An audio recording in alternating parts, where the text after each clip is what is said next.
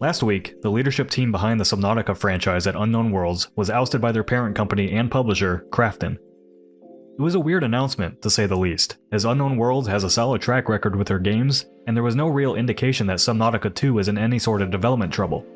Ted Gill, Charlie Cleveland, Max McGuire, and the Subnautica community were shocked by their removal, with Cleveland putting out a really personal Reddit post to give his farewells. So you can see why for Max, Ted, myself, the Unknown Worlds team, and for our community, the events of this week have been quite a shock, said Cleveland. We know that the game is ready for early access release, and we know you're ready to play it. And while we thought this was going to be our decision to make, at least for now, that decision is in Krafton's hands.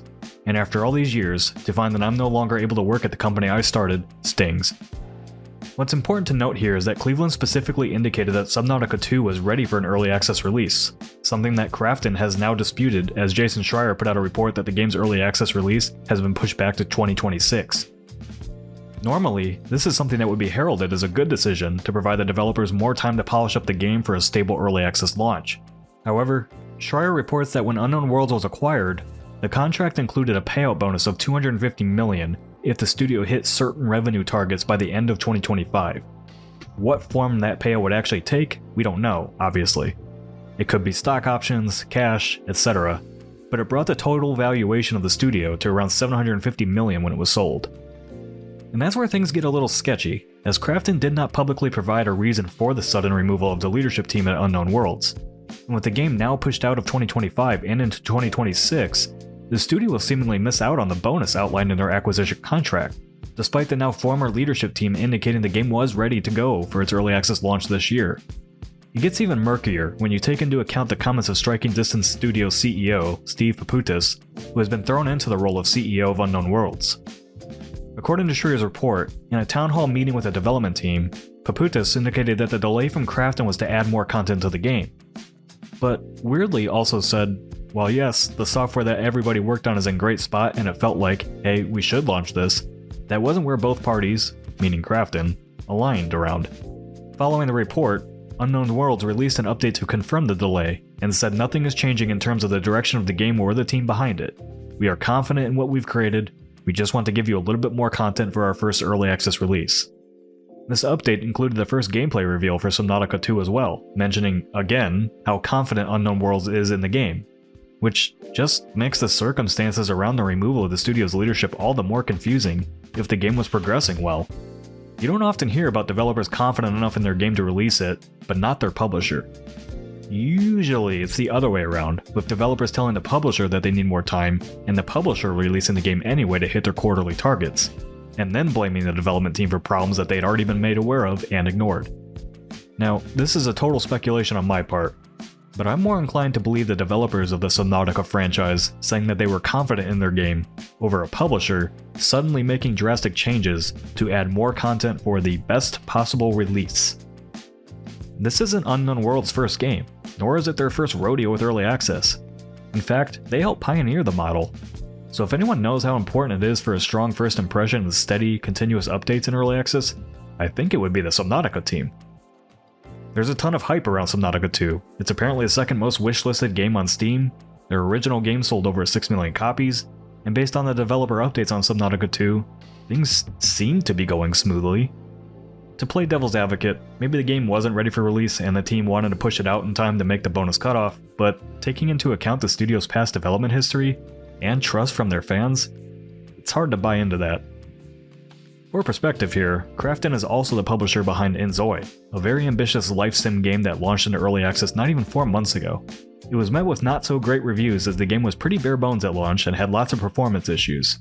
So, unless you think Krafton changed their stance on early access games within the last 4 months based on the performance of Inzoi, I'm more inclined to say that something smells really fishy here with how all of this is played out. I'm also unsure why they would put Papoutis in charge of Unknown Worlds when his own studios failed to produce a hit for Krafton with both the Callisto Protocol and a smaller game they made called Redacted, both flopping. There are also rumors that Striking Distance just cancelled another project as well.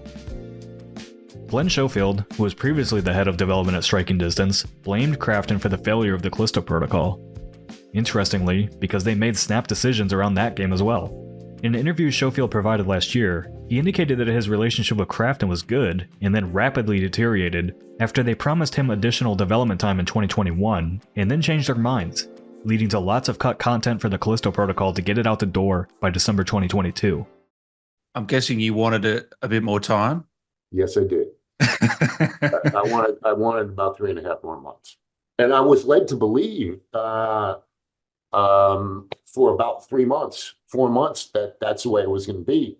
And so I actually was in October or September of 21, I was told that, just you're going to get the time, just no regrets. That was the term that was kept being used, no regrets. Just put whatever you want into the game, And so, I spent over that Christmas vacation, when you're developing, I don't know how much they are anyway, but just design it, come up with other ideas with some of the guys. And about, January comes around and some of the folks come over and they just said, no, it's December of 2022. And I was like, it's not going to get done. The Callisto Protocol is what it is, but I found this interview interesting because it indicates to me that the publisher may have a pattern of making snap decisions like they just did with Unknown Worlds, for various reasons. Krafton purchased Unknown Worlds back in 2021 and promised that the studio would continue to operate independently. But as we all know from the many similar stories we've covered on Unpacked, oftentimes, those are just empty words to make the sale and reassure fans and development teams. With the change in leadership at Unknown Worlds came an unsigned community update post that provided as many assurances as it could for people worried about Subnautica 2. I point out it's unsigned because it reads like any other statement you might see from a corporate company that just fired its leadership team and is trying to save face and tell you everything is going to be okay. Even making sure to include that nothing has changed with how the game is structured, it will remain a single-player first experience with optional cooperative multiplayer, no subscriptions, no loot boxes, no battle passes, no microtransactions. We're probably not done hearing more about this story either, as the payout bonus was to be shared amongst the 100+ developers at the studio. And if this delay is to skirt around that, I have a sinking feeling we're going to see more people walk out the door soon. The day after I finished writing and recording the script, the story has continued to evolve, with Krafton issuing a public statement against the former leadership of Unknown Worlds, sharing their side of the story as to why they were fired. It's a pretty scathing and direct statement, which is typically unusual for this sort of thing. Krafton alleges that Charlie and Max abandoned the responsibilities entrusted to them. Subnautica 2 was originally planned for an early access launch in early 2024, but the timeline has since been significantly delayed. Krafton made multiple requests to Charlie and Max to resume their roles as game director and technical director respectively, but both declined to do so. In particular, following the failure of Moonbreaker, Krafton asked Charlie to devote himself to the development of Subnautica 2. However, instead of participating in the game development, he chose to focus on a personal film project, according to Krafton's statement. In addition, Krafton made note that they had allocated 90% of the $250 million allocation to the 3 leadership members. However, it's important to note that just because the money is allocated to them, that doesn't mean that they themselves would not share with the rest of the team. In response to Krafton's statement, Gill, Cleveland, and McGuire have now filed a lawsuit. "We've now filed a lawsuit against Krafton," said Cleveland. "The details should eventually become, at least mostly public. You all deserve the full story. Suing a multi-billion-dollar company in a painful, public, and possibly protracted way was not certainly on my bucket list. Subnautica has been my life's work, and I would never willingly abandon it or the amazing team that has poured their hearts into it. As for the earnout, the idea that Max, Ted, and I wanted to keep it all for ourselves is totally untrue. I'm in this industry because I love it, not for riches. Historically, we've always shared our profits with the team and did the same when we sold the studio. You can be damn sure we'll continue with the earnout bonus as well. They deserve it for all their incredible work, trying to get this great game into your hands." This story is obviously going to continue to develop as time goes on, so I'll make sure to do a follow-up video when more information drops.